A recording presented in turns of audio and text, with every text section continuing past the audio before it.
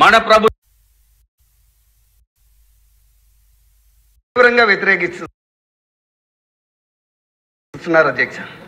వ్యతిరేకించి ఆ క్వారీ తవ్వకాన్ని నిలిపివేస్తున్నారు అధ్యక్ష.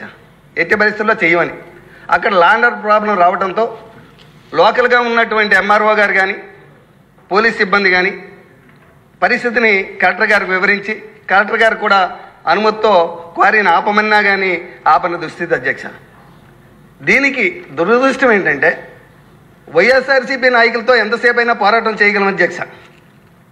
కానీ మన కూటమి ఎమ్మెల్యే నా పక్క నియోజకవర్గం ఎమ్మెల్యే దీన్ని కుమ్ము కాస్తూ ఉంటే ఒక భారతీయ జనతా పార్టీ ఎమ్మెల్యేగా నేను ఎవరికి చెప్పుకోవాల్సిన దుస్థితి అధ్యక్ష. అధ్యక్ష, గత 10 రోజులుగా నా మీద తీవ్రమైన ఆరోపణలతో పేపర్లో రాయిస్తున్నారు అధ్యక్ష, టీవీల్లో పెట్టేస్తున్నారు అధ్యక్ష.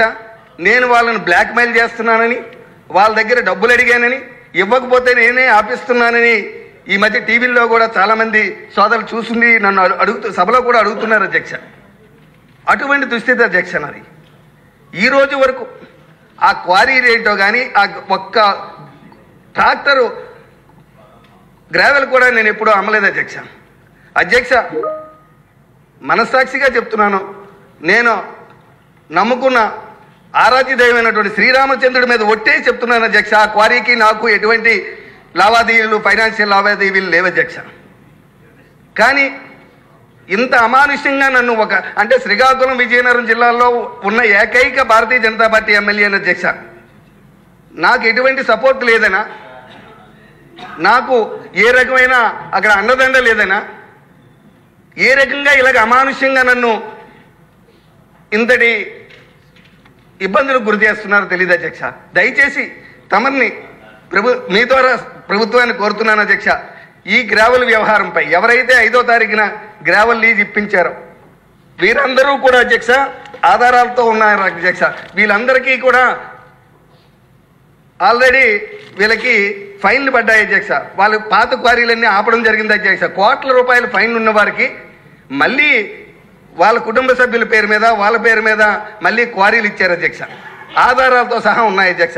అధ్యక్ష, నేను తమరు కోరుకున్నది ఏంటంటే నన్ను భారతీయ జనతా పార్టీ అభ్యర్థిని అయినప్పటికీ గౌరవ ప్రధానమంత్రి గారు, గౌరవ ముఖ్యమంత్రి చంద్రబాబు నాయుడు గారు, పవన్ కళ్యాణ్ గారి యొక్క ఆశీస్సులతో హెచ్ఎర్ల నియోజకవర్గంలో 29,000 ఓట్ల మెజార్టీతో నన్ను ఈ శాసనసభను పంపిస్తే అధ్యక్ష, నేను ప్రజా సమస్యల మీద పోరాటం చేస్తూ నా పని నేను చేస్తుంటే నా మీద ఇటువంటి కొంతమంది వ్యాపారాలు చేసుకోవడం కోసం, వారి వ్యాపారాల కోసం నన్ను బలి చేయడం అని చూడడం అనేది చాలా తప్పు అధ్యక్ష. అధ్యక్ష, నా బాధ వినండి అధ్యక్ష, ఒక్క నిమిషం.